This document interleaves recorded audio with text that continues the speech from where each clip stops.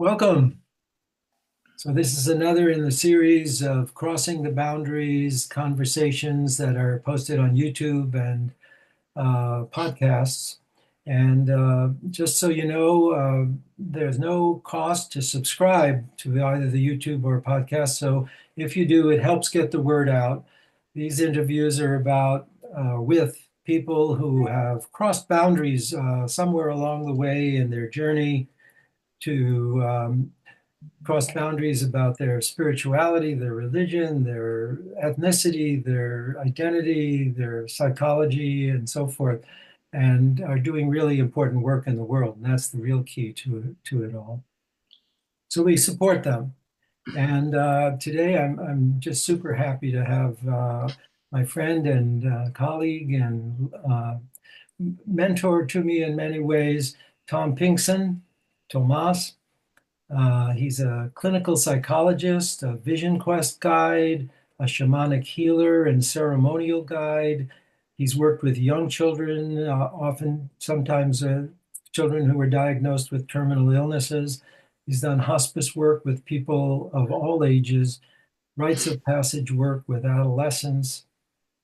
Tom is a true pioneer, building bridges between cultures, ancient wisdom traditions with modern psychology and science, sharing how shamanic and nature-based principles can help us address the challenges of our time and return to sacred living, sacred living. He's served as a transpersonal psychologist, a ceremonial elder, a rite of passage and vision fast leader, sacred storyteller, musician, and author. He completed an 11-year apprenticeship with Huichol shamans in Mexico, and he's written extensively about that. We'll talk about that for sure. And he's also an author, as well as, I might want to add, a husband, a dad, a grandpa, and the founder of the Live, Love Now Flow Fund, Wakan, and A New Vision of Living. Just a few of his publications: Walking a Sacred Road, a Pilgrimage with the Huichol, The Flowers of Wirakuta, A Journey to Shamanic Power with the Huichol Indians of Mexico. An interesting one here: Do They Celebrate Christmas in Heaven? Spiritual Rite of Passage Teachings from Children with Life-Threatening Illnesses. And part of what brings us here today, his latest book, which is just out, hold it up here, The Psychedelic Shaman, the Wisdom Warrior's Path to Transformation. And I just want to read this sort of intention statement on one of Tomás's websites. Quote, "You're here for a reason, called in your own unique way to help shift humanity's evolution toward a path of balance, health, and sacred reciprocity, recognizing your interconnection with all that has been, all that is, and all that will be." Oh, A good summary, I think, of your work in this world, Tomás, and what you bring. So thank you. welcome. And I always like to start by asking people something about where they come from, including their ancestors. I know you've shared in many of your writings and talks about your childhood and how one of the formative experiences was the death of your father when you were a young boy, and then having a stepfather. So looking back on your ancestry on your father's side, your mother's side, and perhaps if you consider also your stepdad's ancestry, what would you say comes to you through that you embody, or what you have learned to bring into the world that comes through your ancestry? That's a great question. I was so looking forward to this just to connect with you and have a good time with you. But I was always curious. Gee, I wonder what with Alan's great mind and trippy mind, what he's going to ask me. This is going to be great. So it's a great question. So let me just drop in and listen. What make sure first I want to understand you're asking me to connect with what my sense is of what I get from my ancestry and all the sides. Mm-hmm. Yeah. Well, all of them, both on my mother's side and my biological dad's side, all Jewish people from the shtetl in the Ukraine. They all came from the Ukraine, trying to escape the pogroms, where actually my great grandfather was killed in one.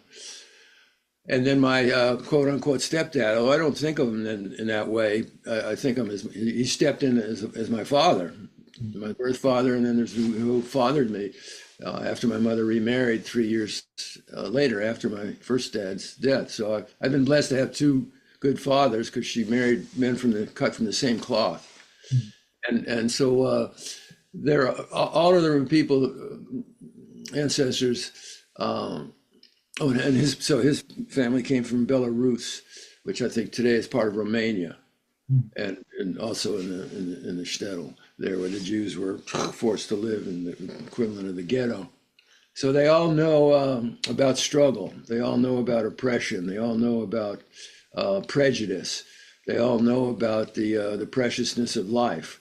All of those people fed that to me in different ways, and and within all of that came, I think, a sense of a strength that comes from honoring your integrity and standing up for not just your own needs, but for standing up against injustice, for justice, and a willingness to do what you need to do to live from your integrity and contribute to your community, contribute to other people, contribute in some service way that makes a difference. It's real in improving people's lives, and the understanding it's not going to be easy. It's not going to be easy. So you're going to have to send some deep roots down here to be able to connect with a sense of strength to keep going when you get discouraged or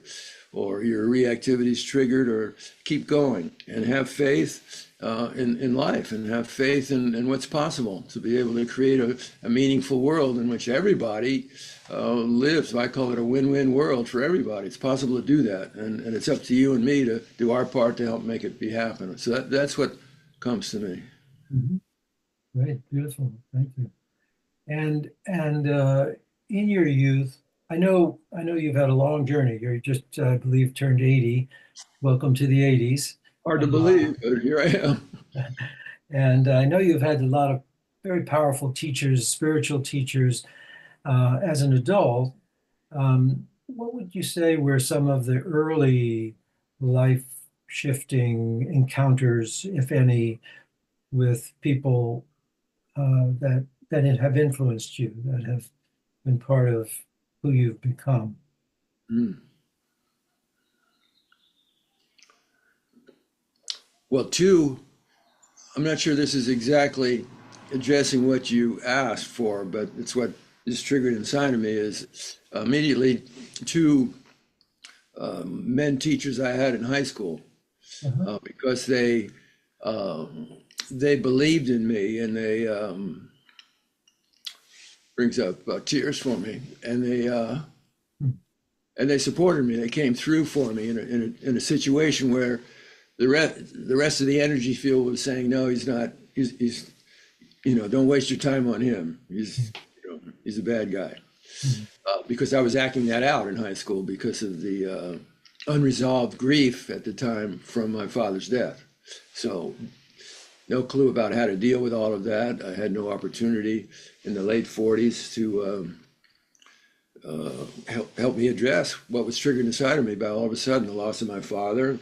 And my mother was lost for 6 weeks because she had to go to the hospital for emergency surgery. And in those days, they wouldn't let little kids in the hospital. So dad's gone, my mother's gone. I'm bounced around to one of my 7 aunties for a while, and I'm going. So all that was triggered by that, as you can imagine, is inside of me.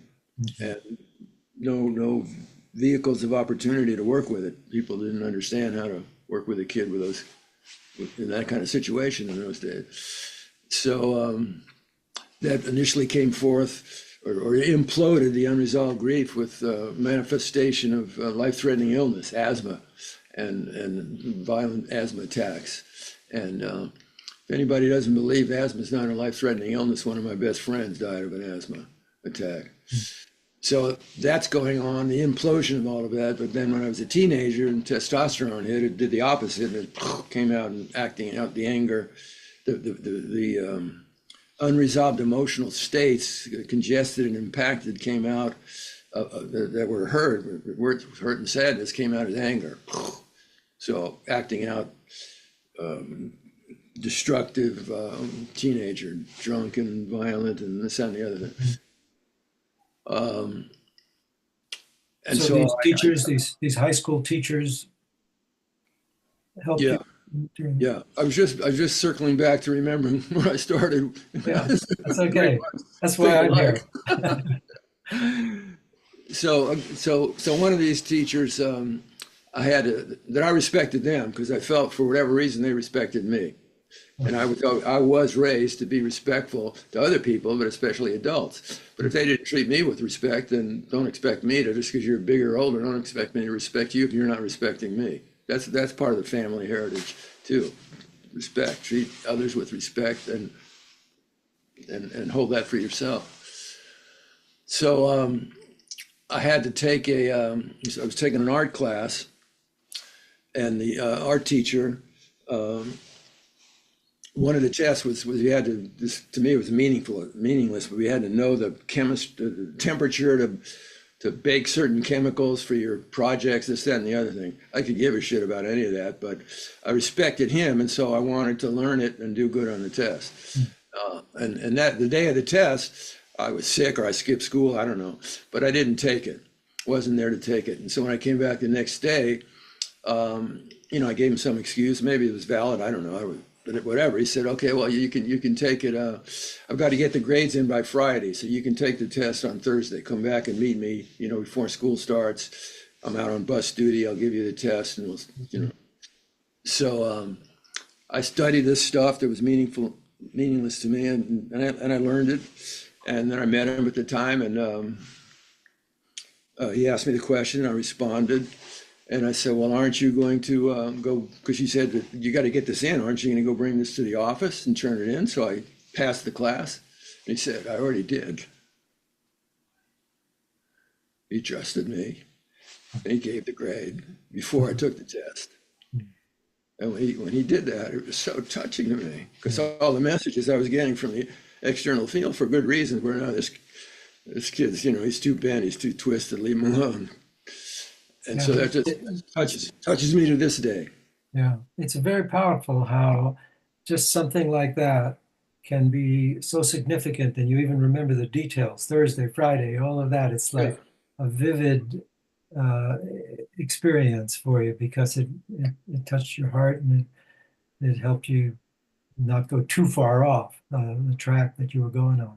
Yeah, and it speaks to me now as we talk about this, that it was implanted unconsciously to me at the time, but the importance of starting with trusting and respecting people. Mm-hmm. Yeah, just meet people from that beginning place of I'm gonna trust you. You're a meaningful being, and I'm interested in you and your thoughts and your feelings. They may be different from mine, but I respect your right to have them. And who are you? Let me see who you are, and let me start with trusting and believing in you and supporting you. Yeah, yeah, and kindness. Yeah. Yes, yeah, and courage. Also, it took courage for him to do that, because if he'd handed in the grades for me and I didn't take the test, it would have been his ass. So the trust. That sometimes, to do what you need to do. His guidance was telling him that he could trust me. Fortunately, he was right in that situation, but not always right. So it takes courage. Yeah. Well, thank you for sharing that. You've been involved in so many different things. I want to kind of talk about some of them a little bit discreetly, even though I know they overlap, and you can take it wherever you want. But one of them is you've worked a lot with people who are dying, with people with terminal illness, young people, hospice with older people, I assume. Um, what would you say was the teaching that comes to you? And what did you learn from your experience working with people who are dying and the whole experience of death?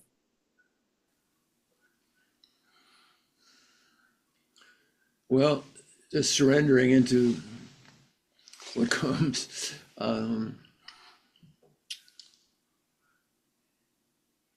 importance of tending skillfully with compassion and empathy, with love and kindness to the part of the person that is dying, acknowledging that what's dying is the physical body. That's definitely dying. It's on its way out. And what's the care that needs to be given to the physical body? Why it's going through. A very dear friend of mine right now is going through what I call the meat grinder of his dying experience on his way, getting closer, and everything he's going through, it's like going through the meat grinder. And so that needs to be tended to on the physical plane, obviously, with medication or whatever can help the person. But then the tending of and their feelings that come up with all of that about their life and their fears and whatever it is that they're experiencing needs to be worked with without judgment, whatever it is, making a safe space for that person to be able to share and explore whatever they need to. And when that's and then exploring their spirituality, I always ask people what do you believe in and have faith and trust in, if anything, from the experiences of your life that's bigger than you.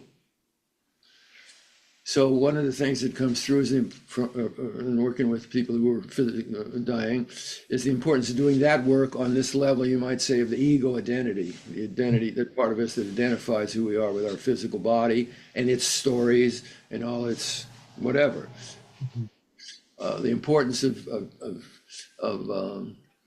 tender nurturance of those aspects, so it can open the door to healing on those levels. Deep soul healing. Body dies, but it's possible for healing, deep soul healing, to take place right up to the last breath. And I've seen sometimes in the last instances spiritual transformations opening, which leads to the other thing that it brings up, working with the folks in those situations and dealing with my own near-death experiences, is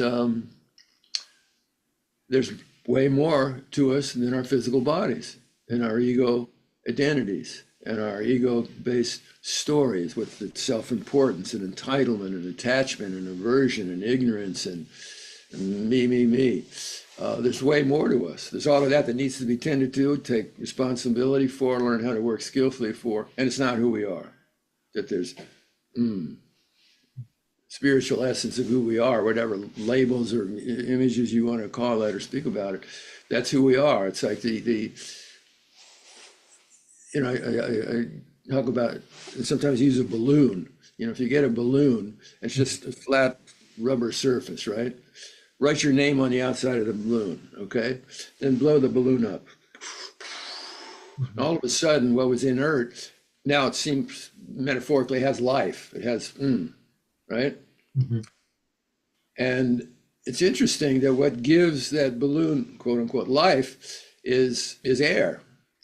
So you, the person who blew up the balloon, where'd you get the air? Did you create it? Did you get it at Walmart's? No, it was breathed into you from the universe. The life force and energy was breathed into your physical body. You blew it into the balloon, and now the balloon has life. So as a metaphor, there's your name on it. There's my identity as ego. I'm the shell of the balloon. That's who I am. But if you let the air out, the balloon goes back to its inert state. It's dead now. So what was the essence of the balloon? Still there, but there's no life there. What happened? Mm-hmm. Well, it merged back into the field from which it came. The air and the balloon merged back into and it was never really separate from it, except by that membrane of ego identity. Mm-hmm. I don't know if that's making sense, but it is. Yeah. Okay. Yeah. So opening up to there's more to us than our physical body, ego identity, and the more we can, if you choose to do so, cultivate your awareness, you can consciously connect with that and access resource states of of deep inner peace, of wisdom, guidance, of patience, of courage, that are way beyond what your ego could cook up to meet the challenges of when you're physically dying. And I take it that working with the people who are going through that and helping them, teaching them and working with them and working with the healing somehow gave you a deeper experience of all of what you're talking about. Totally. Oh, yeah. I mean, all of these situations are vehicles of growth for me. Yeah. Because going into a sitting with someone who's going through their dying experience, what a value and meaning can I give them that's real, that's going to reach them in the place they are, whatever they're dealing with. And it's not going to be fancy words or how much I know or techniques or whatever. The deepest thing that I can give them to support them in the work they're doing, in their releasing, in the labor they're going through to birth back into spirit, to die, is opening my heart to the source of infinite unconditional light and love that lives in my heart and in all of our hearts. It's the gift of spirit, the creative power of the universe, and be a channel for sending that energy, that light, love, support, peace into the other person, the person who's dying. Not to change them, not to make them be different, not to make their pain go away, although it might by being on the receiving end of this kind of energy.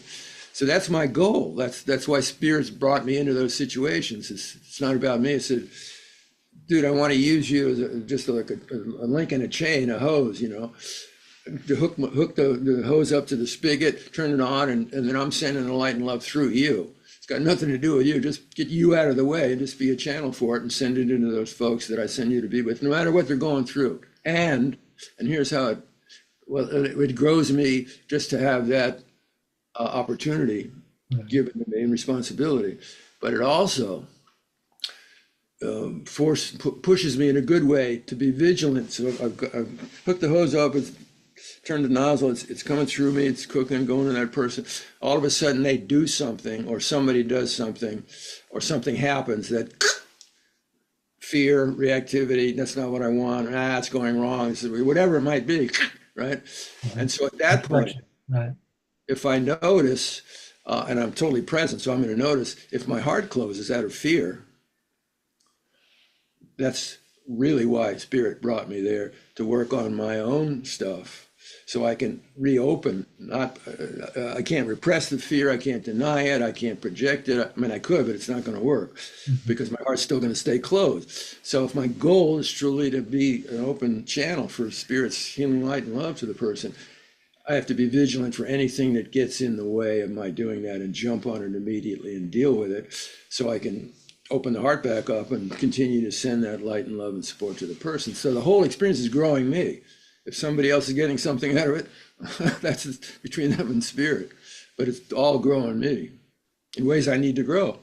Yeah. Okay.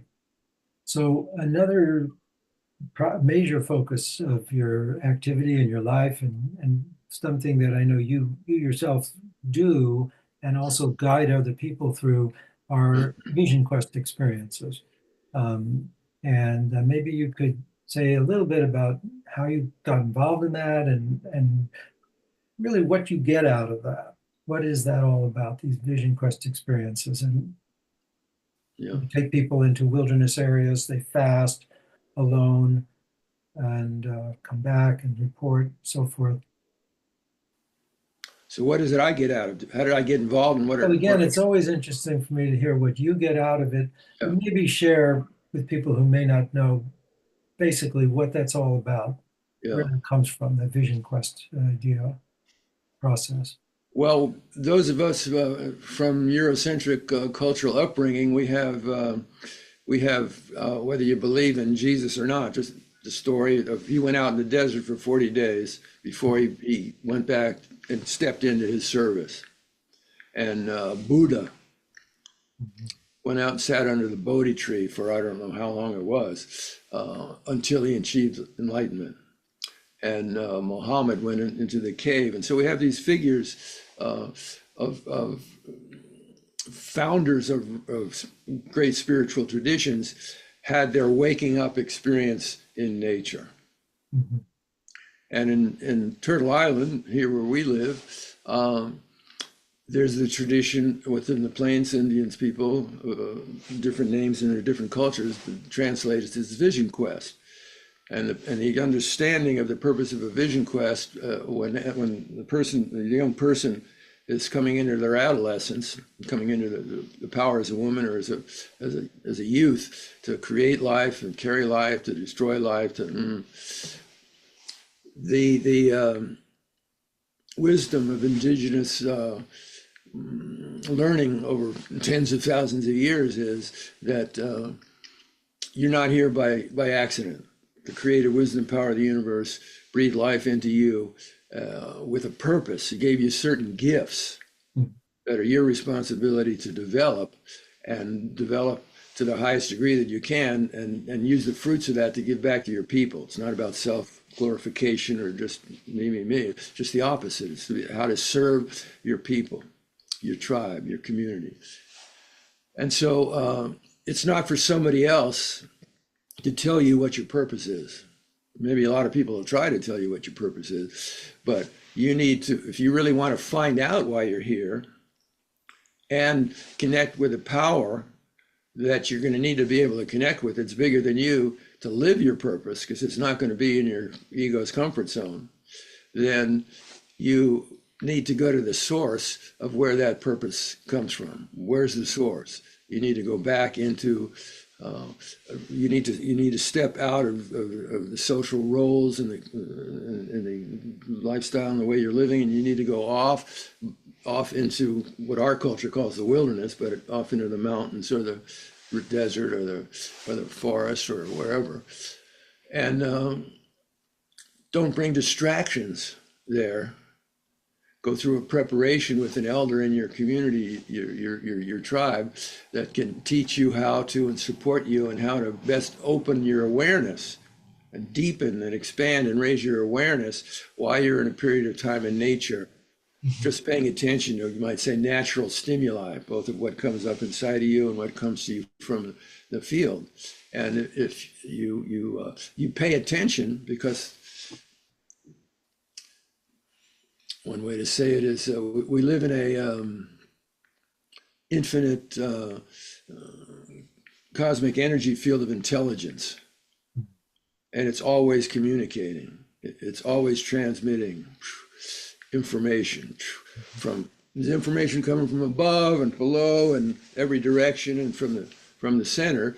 And there's a way from indigenous wisdom ways called the medicine wheel, of a knowledge system of how to access that wisdom, power, intelligence that's coming from the different directions all the time. It doesn't cost a penny. It's always being given. So Vision Quest is an opportunity as a young person, go back to the source, deny yourself the comforts of home and everything, and you're going to spend a period of time, days and nights, by yourself in solitude, in nature, paying attention to everything that comes into your awareness when you're awake and when you're sleeping.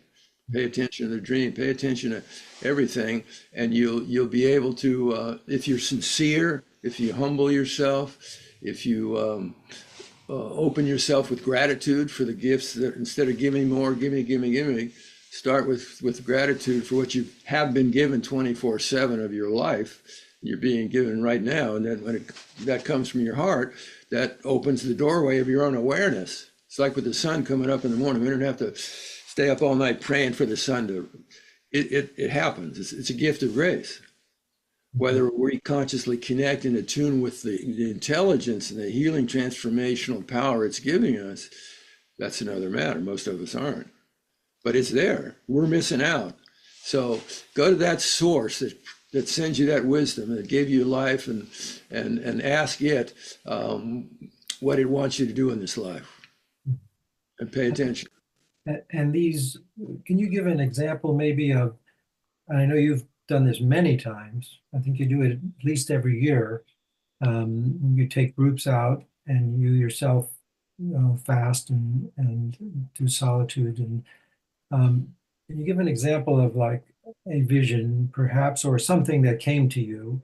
It isn't always visual, I know, that has been with you and that has maybe transformed your life? Well, here's a real simple one, but yet it was a very powerful experience. It was on the fourth day of fasting and solitude in the Sierra, High Sierra. And on this particular quest, I decided to not drink any water either for 4 days and 4 nights. The only time I never drinking water on a quest. And it was very hot. It was during in the 90s, and there wasn't any shade, and so I was getting cooked. 4 days and nights, cooked, altered. Didn't take any psychedelic substances. This huge expansion of consciousness. And on the last day, I remember leaning up against a boulder and in this really altered state, exhausted and dehydrated and just really in a deep altered state. And the reason there were no trees around it was because I was on a huge flat granite surface out there, and filled with boulders, all different sized boulders. So I'm leaning against one boulder and doing my prayers and gratitude and praying for strength and opening for whatever spirit wants to bring through me. And so I'm chanting, I'm singing and breathing and nodding out sometimes and waking up, and sun's baking me. And there's a little rock about this size, about 10 feet in front of me. And when I opened my eyes at one point from my prayers and meditation, all of a sudden my energy was drawn right into that rock. And I experienced what was taking place inside the rock.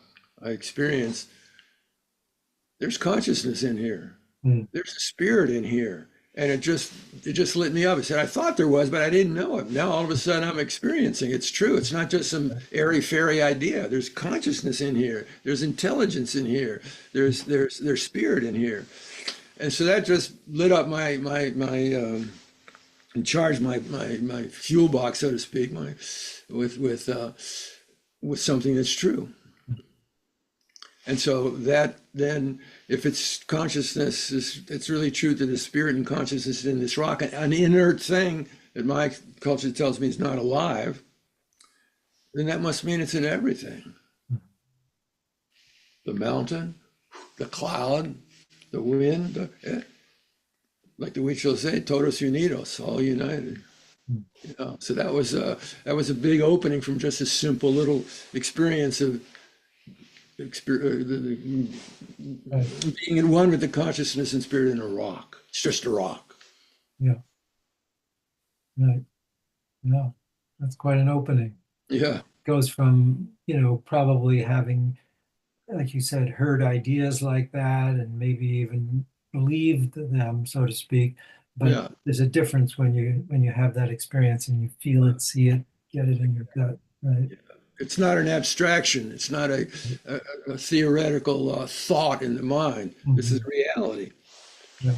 I'm experiencing it. Yeah. Well, related to states of consciousness, and Well, excuse me, Alan. Excuse me for interrupting, but I feel like I didn't answer the other part of your question. What I get from it. About 5 weeks from now, I'll be going out on my 51st vision quest.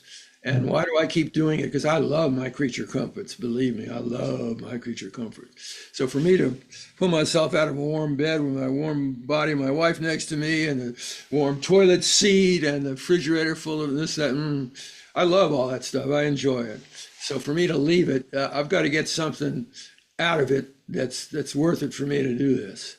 Go through the discomfort of the cold and the hunger and the whatever the weather gives and whatever fears come up, facing whatever comes up inside of me and what comes.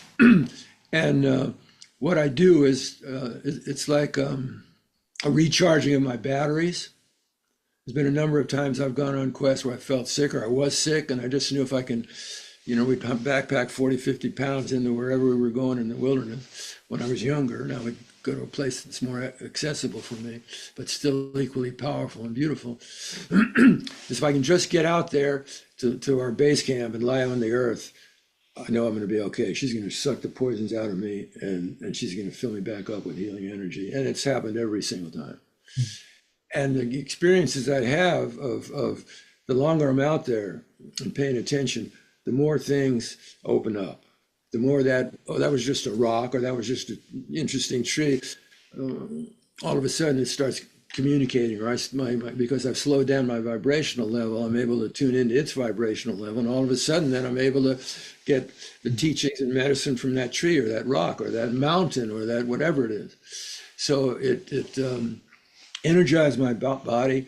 It enhances my conscious access to the gifts from nature that are always available. But when I'm going speeding around or not, I'm consciously disconnected from it. And it gives me, every time I go out, it gives me homework. Mhm. It's the importance of don't go. I was told my first native teacher of Vision Quest, do not go out on a vision quest, and the same things with psychedelics. Do not take psychedelics if you're not willing to take more responsibility for your life. It's not going to make it easier. It's going to make it, you're going to have more responsibility. If you're not willing to honor that, don't do it, or you're going to get yourself in trouble. So I get assignments, I get homework about, as I experience what Spirit wants me to do for this next year. And then when I go out the next year, I get an opportunity to review how I did with those homework assignments and open up to get new assignments for the new year. And so it enriches my attunement with what I sense is my purpose in life, how to serve Spirit. That's what I'm interested in doing. And so the Vision Quests is my time for really dropping in, not half an hour meditation or an hour, even a day, or just keep opening to it, surrender to it. And if your heart's open, you pay attention, you're going to get from Spirit what you're seeking. You're always so inspiring. I haven't been on a Vision Quest in a good number of years, and you're making me think maybe I got to get out there again. Well, there you go. Listen to your guidance, whatever's right for you.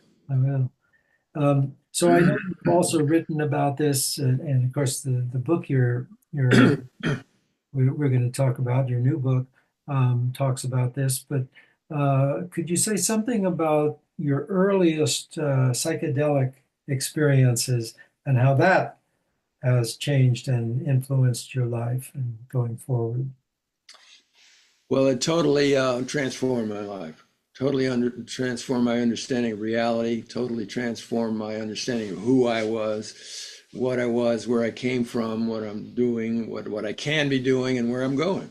Totally blew out the fuse box of all of that. It was mid-60s. I was an undergraduate student at San Francisco State in psychology and interested in an atheist, political activist, cynical, bitter, angry.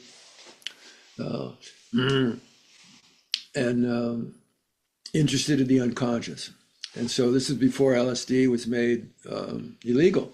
And I found I transferred up from junior college in LA in '65 to San Francisco State. And it was just a hotbed of a cultural renaissance of opening. And the psychedelics was a key that was opening up this expanded consciousness. And it was a renaissance in terms of exploration on every levels of being, of new ways of being, different ways of being than the constricted way our Eurocentric culture had conditioned all of us to. So I would hear all these stories. I mean, it was all over about people taking LSD and what could happen.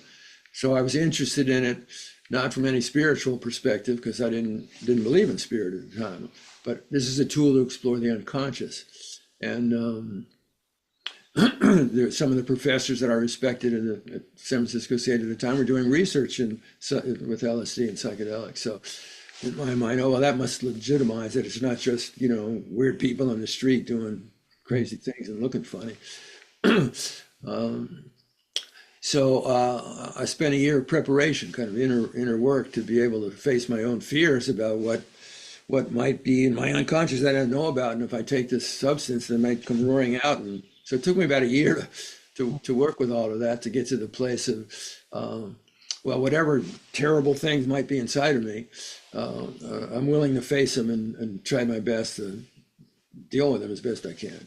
So I went ahead with 1, 2, 3 trusted, experienced people in a quiet setting in the 3rd floor walk up at Haight-Ashbury, a couple of blocks away from where I lived at the time. And So it wasn't out, it was serious intentionality. A safe setting with people who were experienced, who cared about me, I trusted, and respect for the silence and to allow each person to have their experience. And it was interesting when the four of us were lying in the living room, in a white stucco ceiling, and at a certain point, a couple of the other people said, "Oh, I can feel it coming on. It's getting strong. This feels pretty strong." I'm feeling nothing. So I watched my mind, and my mind came up with some explanations. Well, one, maybe it's just your physiology. It just doesn't work, on you. That's one possibility. Another was maybe because I don't know, maybe because I had life-threatening asthma or something like that. That changed my system, so this doesn't work on me. And then the other one was a little paranoid. Maybe they're just putting me on. Maybe this is all. So all of these things are going in my mind. And then I notice the curtains billowing, and I go over to the window to close the window, and the window's closed. The curtain's vibrating without a wind. Something's happening here. So go back down, lie down, surrender, let go, and just like you're watching a movie, just surrender and see what happens. And what happened was accessing three what Rupert Sheldrake calls some morphogenetic fields that totally transform my understanding of reality based on ego, identity, physical body, and the stories ego cooks up to an expanded numinous spiritual state of infinite unconditional light and love. That's the essence of the universe, and we're in it, and it's in us. So that the visions, there were three visions. I'm not going to go into them now. Like, read one of my books, you'll read about the vision, but they were they totally dissolved the you might say the boundary of the ego identity into the existence of a force that I didn't know existed in the universe. Infinite, unconditional light and love. It's in us, and we have access to. And we have access to infinite creativity as compared to, again, the identity of a constricted ego. So this was a 180-degree reversal of what I thought understood reality to be, and was basing my life on. It just totally blew out the fuse box. So I've been trying to honor and live what that opening showed me to be true. Mhm. Mhm. Yeah. Would you say that in the experience itself, or during it, or even immediately after, I mean, you just used words like infinite, even, and expanded consciousness. Had you had some knowledge of that kind of possibility that you were able to think in those terms when you came back? Or was that something that was a more bodily experience that you later interpreted that way? I'm just wondering, like Stan Groff says that sometimes people need an intellectual framework to Yeah. even recognize they're having an experience. Yeah, I didn't. Well, another good, interesting question. I had read, as part of my preparation for taking that first journey, Uh-huh. I'd read all kinds of accounts of the research that was being done, heard what was happening on the street. So I really did a lot of research. And a lot of the accounts of people was in terms of spiritual experiences they had. I see. So Yeah.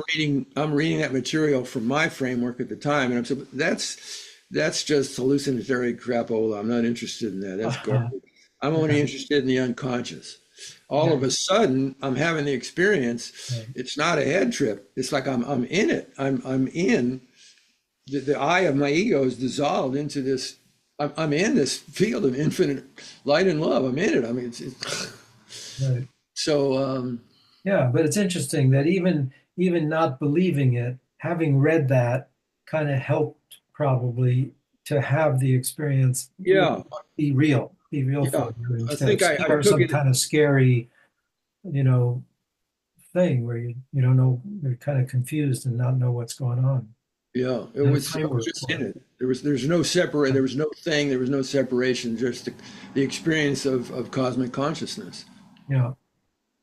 I'm curious about something involved with like when you're a teacher or you're a ceremonial guide. I know you're also very involved with and care about and write about, uh, in addition to the spiritual, the ceremonial work, things that involve human life here on Earth, like racism and injustice and homophobia and sexism and the degradation of the planet, you know. And do you ever find it tricky to talk about these things with, well, you're a psychotherapist, with clients or with students or people participating with you because of the polarization that people have about and have opinions about these things that can be triggering and maybe turn them off to the spiritual journey. Do you understand what I'm asking? You help me out, sharpen it a little So, more. like, do we avoid talking about certain things that are important Uh, to you because maybe the person is going to be turned off to what you other parts you have to offer? yeah, okay, great. So this is like in terms of my process, really. Let me just listen for a moment how to best use words. Um, I learned to be trusting more and more. I'm growing more and more trusting of the intelligence of the universe and Mhm. how it manifests, and it's present in all situations. So if something comes up inside of me in relationship to the person I'm with that feels like it wants to come out in some way, uh, I'll, I'll I'll say to the person. So in other words, I'm not gonna shut something down that I'm feeling is happening between me and the interaction with this person that feels important. Mhm. Because it might be threatening or scary to them or push them away. So the way I try to do that is just say what's true. I'm having an experience right now of something I need your help with because there's something going on inside of me, and so I'm telling them the truth. Wait, excuse me, I'm having a problem right now, and I need some help, and I need your help. Uh, are you okay with that? Are you open to that? And so, well, most people get curious. What do you need my help with? What's going on? Uh, I'm noticing when you just said whatever, or did this motion or whatever, it triggered this feeling or this thought or the response inside of me. Mhm. Whatever that might be, I share that. So I'm sharing it in a way that, so this is my experience. I'm not saying you are that person Mhm. or that thing, or Mhm. uh, this is my experience. I'm sharing with you because I want to be honest and congruent. It came up for me, and if I didn't deal with it, it felt like it was going to cause a blockage in our connection. And if I put my energy into a blockage in our connection, then I'm reducing the potential of why we're together here from the richness of what it could be. We're not here by accident.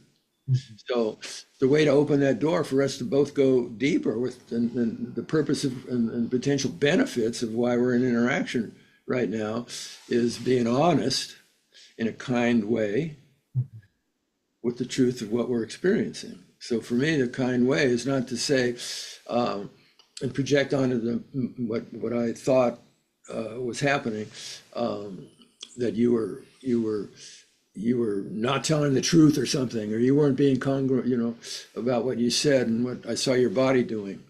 And so I'm putting it on them as a project, as if it's true. I Mhm. don't know if it's true for them. I know it's in my experience. This is what I experienced. So I share that, owning it that this is my experience. But I want to check in with you. Was any of that happening for you? It looked like when I mentioned psychedelics that I'd used psychedelics, for almost 60 years. It looked to me like, because I saw your body tighten up, and it seemed to me that it triggered some fear in you. Now, I don't know if it did or it didn't. That's what it seemed to me. I'm telling you the truth of what it seemed to me. And I'm curious, what came up for you when I mentioned psychedelics? Or what came up for you when I mentioned God or spirit or whatever it might be? So there's no judgment, there's no blame, there's no pressure to change, just curiosity. I'm sharing my truth. I'm interested in what your truth is.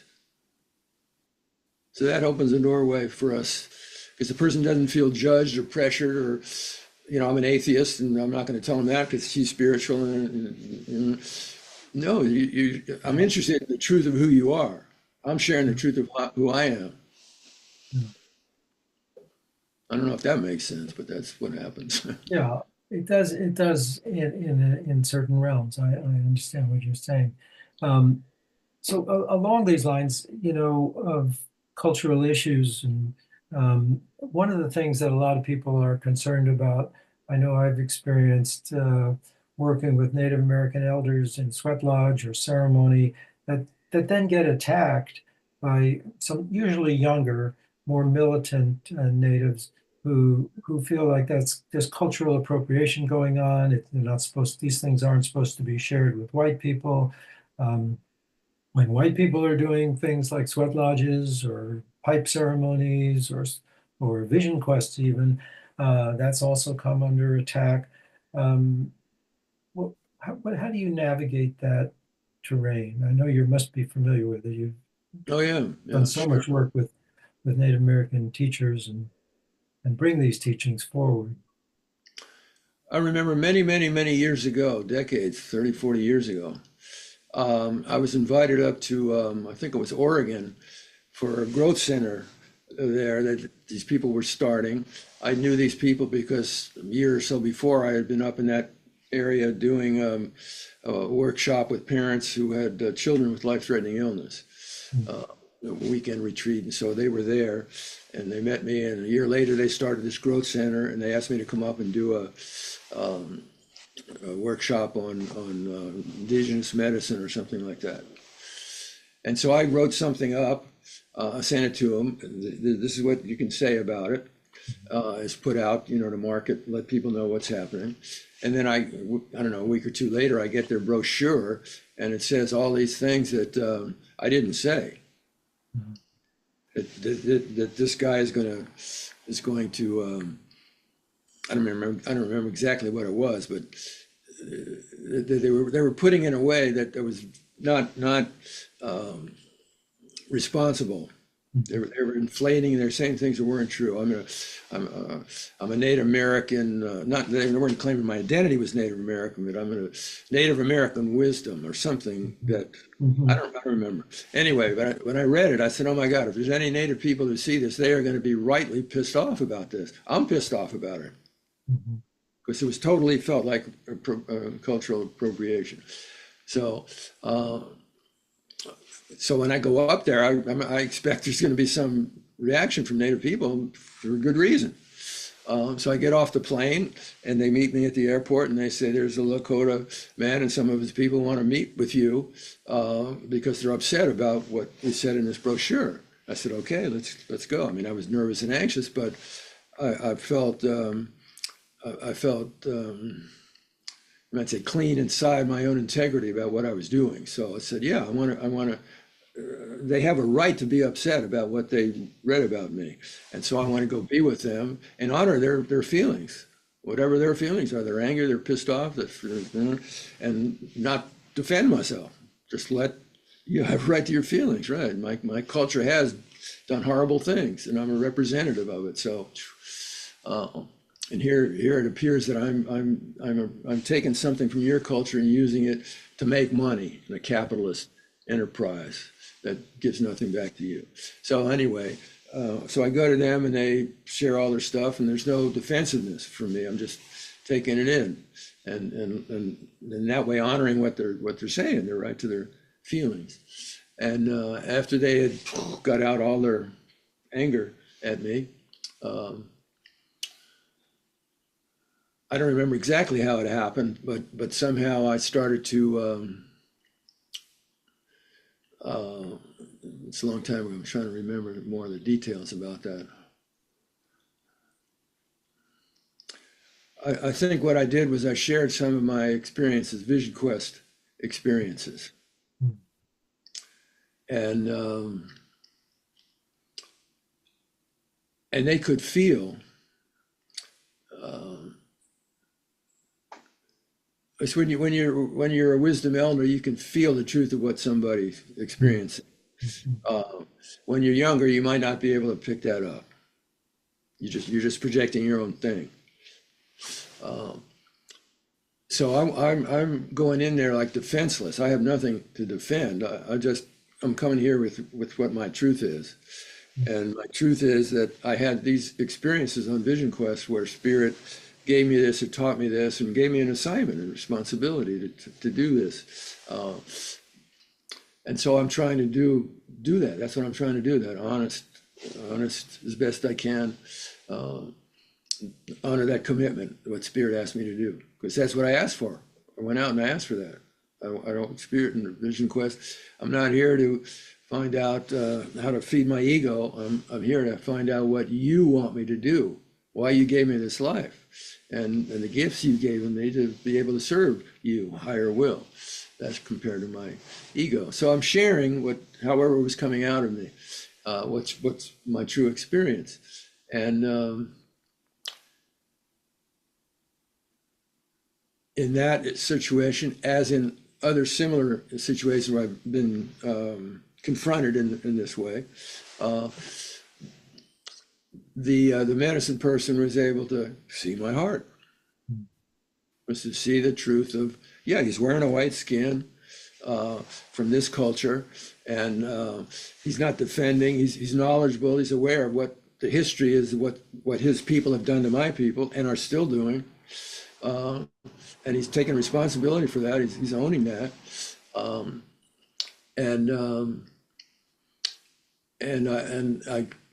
they could see that Spirit would really gave me these things. Mm-hmm. So it opened a doorway to where this particular man, he got that, and he said, "Okay, I got you. I see. I'm going to come tomorrow morning when you start. If you want, I'll come tomorrow when you start your workshop. Do a pipe ceremony to bless your work." And he came the next day to do that, which touched me so. And he gave me this beautiful Pendleton blanket and these gifts, and just totally blew me away. And then they did their blessing, and then we see you're doing good work. You know, you're not a ripoff. You're not a bullshit jive ripoff in it for yourself and your glory and the money and aren't I cool, but you're truly serving Spirit. Now, if I wasn't truly doing that, they wouldn't have got that. Right. So that's been, and that comes along with the understanding that when an elder looks into your heart and trusts you enough after they test you in different ways to be able to share some of their medicine teachings, some of their indigenous wisdom ways, because they see you can hold it in respect, and you're not there just to give me to gratify and glorify myself. But you understand the truth of what's happening about how the Caucasian Eurocentric culture has been and still is oppressing violently our people, the people. And you're getting involved. You're willing to support us in the efforts we're trying to make to bring healing and bring justice through. You're not just talking, but you're helping us. You respect us to hear what we think is important, and then joining in to try to help and support us in whatever way we can. And what are some of the ways of reciprocation, so that it isn't, even if we're doing it with respect, we're not just taking these teachings and passing them on ourselves to others. Is there some way that you or other people could be involved in the giving back and reciprocating with the Native people for what they have given to us and for what they've suffered at the hands of our ancestors, at least? Well, living in a capitalist culture, and because of systemic racism and prejudice, those of us wearing call it a white robe, have greater access to being able to make more money. Mm-hmm. So one of the things we can give is give some money to Native causes. Find out the Native causes for justice, for sovereignty, whatever the area you're living in. Yeah. Every day, there's news in the newspaper about the Amazon's burning up, culture's being destroyed. Do some education. Get some education about the truth about what's going on for Native people. Mm-hmm. What are the causes, the issues, and when you can, give some money. I'm not a financially real affluent person, but I give $25 bucks here, 50 bucks here, to all kinds of, maybe 20 or 30 different native organizations. And then I I know also, in your book you've listed a number of uh, sites or groups that you suggested supporting, exactly. and I'll put that on the listing with the YouTube link. Thank you. I appreciate it. So learn the history of what's happened, the truth of what's happened where you live.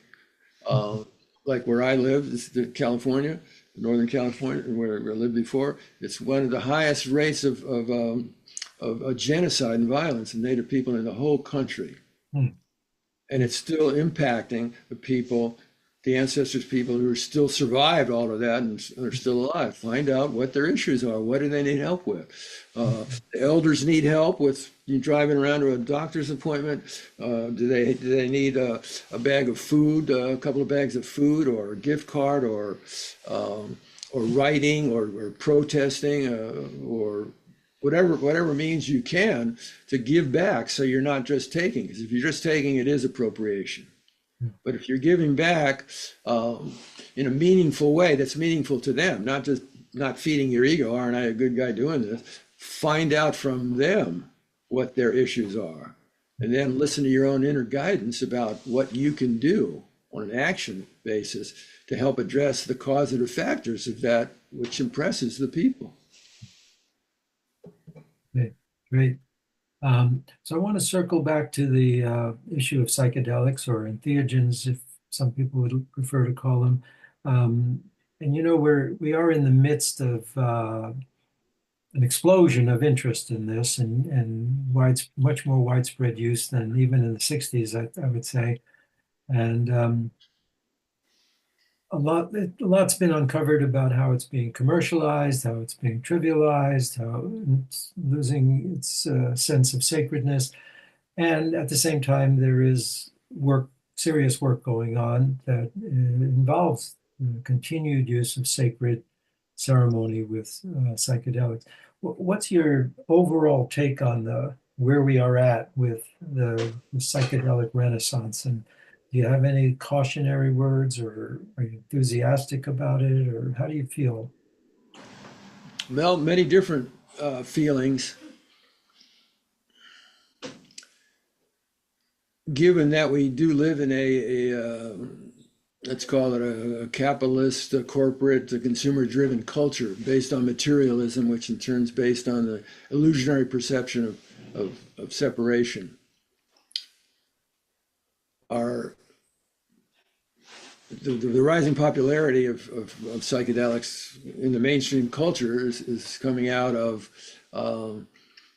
people who in the 60s wouldn't be taking it, but because they're so suffering from the ills of society, depression, fear, anxiety, despair, this alienation, anger, and not much is working to really address the root causes of the pain and suffering. So it's evolutionary pressures. Well, let's open up to try some things we haven't tried before or really scared before. So there's some good results coming out of that, because these sacred plants that come out of the earth, a gift from Mother Earth, and what the Huichol called great grandmother growth, the Kutsinakwe, wants to grow us out of our asleep state into an expanded state to recognize our interconnectedness, how we're all related, so we don't treat each other in the disrespectful, violent, hurtful ways that we do that create the problems we're in.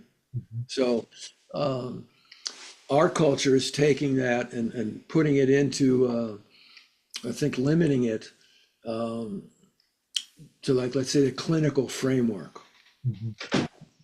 And there's good that comes out of that. So, like you say, there's good research that's quote unquote legitimizing in the mainstream consciousness. There's potential benefit to these substances use responsibility, but the primary focus of that clinical model does not address the essence of who we are. It's addressing our personality, our ego identity, our unconscious, our experience of the collective unconscious. It's addressing all of those things and the wounds in us, and opening up awareness to potential healing, deep healing in ways that never been successful for the person. So all of that's for the good. And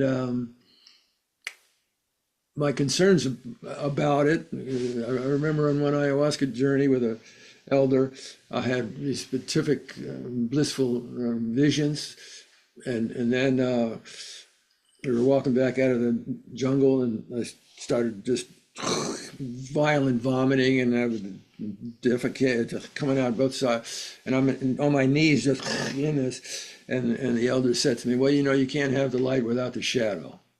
Mhm. I wanted to smack the shit out of him, but it was true. Uh-huh. So Yeah.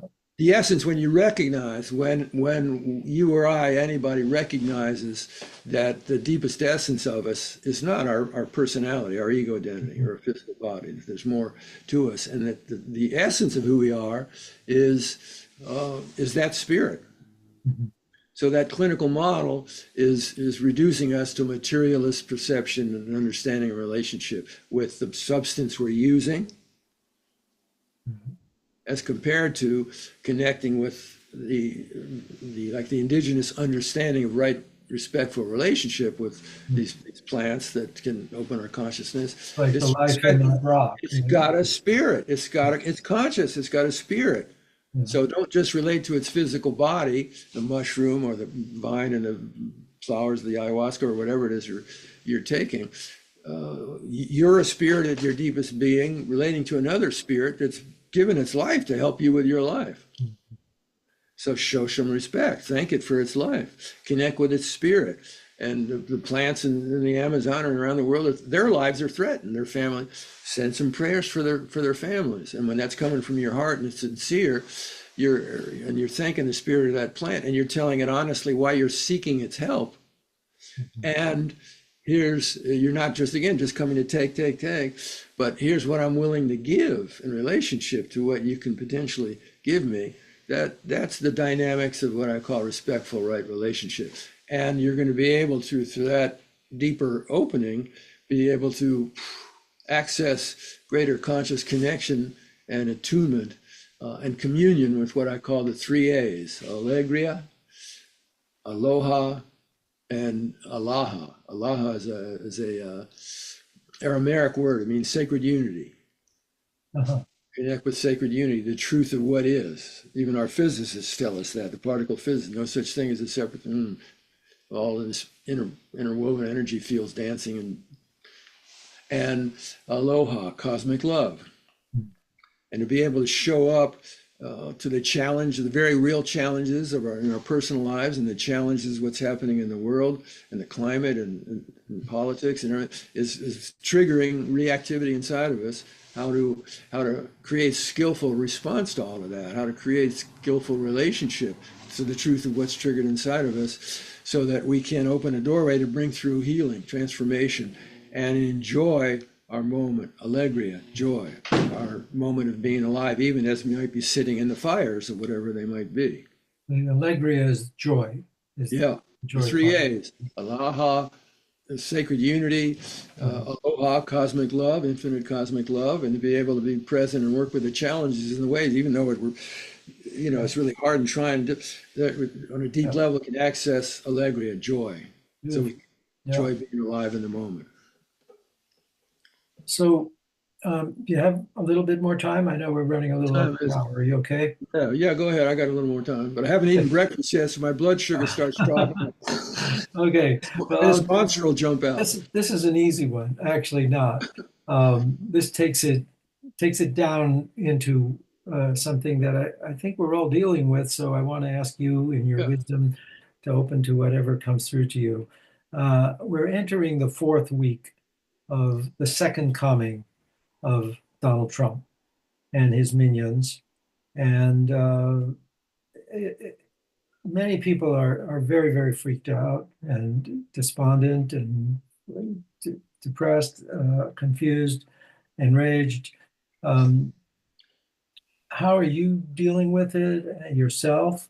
And do you have any advice or suggestions for people at this stage of the game on what's going on? So again, sharing my own process. When first Trump came on the scene, we'll just use him as an example, uh, and with all this crazy spoutings and insanity, my initial response was reactivity, just anger, shock at what an idiot he is, judgment, what a terrible, sick, judgment, and anger. I hope he has a fucking heart attack or something, or gets hit by a truck or something. So that's my initial reaction, the truth of my initial reactivity. That stimulus of what he does and how he does his thing. And he does do it absolutely incredible, manifests the insanity of who he is. Unbelievable. He's playing an incredible role to trigger exactly the kinds of things like what was triggered inside of me. So, okay, my starting place is accept the truth of what's triggered inside of me, this anger, violent anger, and want to destroy him, and that'll make things better. All right. Now, the larger framework for me is, Tomás, just notice when you're putting your energy into, you're letting those unconsciously conditioned reactivity patterns run you, the anger and the bitterness and the violence. The energy, number one, you're experiencing that. You're not a happy camper in that state. True, yeah. And you say, Tomás, that you want to be a source of peace in the world and healing in the world and love in the world. But the energy you're putting out right now is putting out more fear and anger. It's not that that's wrong or you're a bad person or even that you shouldn't be doing it or that you need to change anything. Just face the truth that the energy you're feeding right now, keeping it going with the judgment and the anger and fear is spewing more of that into the energy field in which we're all connected. So I hear your value for peace and justice and love, but you're putting out energy that's like putting oil on the fire that's blowing up. Just face that, own that. And when I see the truth of that, that, okay, I need to find a way in my relationship to what I'm feeling to get my heart back open again. I need to do some inner work to do that. And so one aspect of that is recognizing from my own experience that when I'm in a good place and in touch with feeling loved and supported and part of something meaningful, larger than myself, I'm a happy camper. The energy coming out of me is whoever's experiencing it is going to feel good because I'm feeling good, right? But I also know that I have the potential and can be triggered, 10 or 100 times a day to be mean and nasty and vicious and selfish and vain and vindictive and all these kinds of things. And when am I to treat other people in an unkind way? And where's that coming from? It's coming when I'm fearful. Coming from the perception of separation. I'm fearful of the other, and the way to control that is kill them or put them in jail or whatever. So for Trump or whoever, the Nazis, whoever they are, they're coming from fear. That behavior, that hateful, violent behavior, they know no other way to deal with their fear except through the violence. So for me, that helps me open my heart again. I have the potential, maybe not the same degree that they're doing it, but to do everything they've done. In fact, I've done everything they're doing, if I'm honest with myself, on a lesser level, but same dynamics. So I can't judge the being. I have compassion for my God. What did they go through that led them to such fear? What did they go through as a child, as a womb, in the womb and growing up? And what did they experience that led them into such a constricted, tight, fearful place that all they know is violence? So that opens my heart to compassion. And like Martin Luther King, one of my heroes. So we're not going to heal violence with more violence. So I've got to heal my violence through the negative judgments about their being. That doesn't mean condoning their behavior. I disagree, hate, any behavior that's hurtful to another person. And so then I need to open my heart up to recognize their they're really crying out for help. And the only way they know how to cry out for help from their fear is to violence and to hurt other people and try to control them and repress them and make them less so they can feel better because they're so frightened and they're so. So I need to open my heart up, send healing light and love to their being, and show up to address the causes and impacts of the behavior they're doing.